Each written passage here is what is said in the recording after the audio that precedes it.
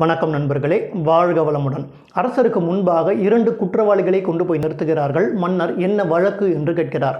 அப்போது அமைச்சர் சொல்கிறார், மன்னா, இவன் நம்முடைய அரண்மனையில் எகிரி குதித்து திருட வந்தான், அகப்பட்டு கொண்டான் என்று சொல்கிறார்.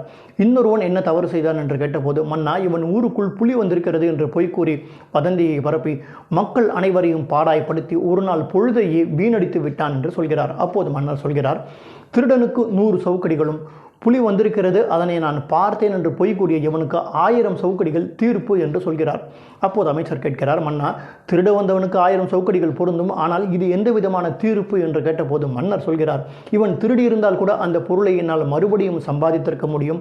ஆனால் இவன் ஊருக்குள் புலி வந்திருக்கிறது என்று பொய் கூறி அதனை நான் பார்த்தேன் என்று கூறி மக்கள் அனைவரையும் பாடாய்படுத்தி ஒரு நாள் பொழுதையே வீணடித்திருக்கிறான். இவனால் அந்த 24 மணி நேரத்தை மறுபடியும் மீட்டு தர இயலாது.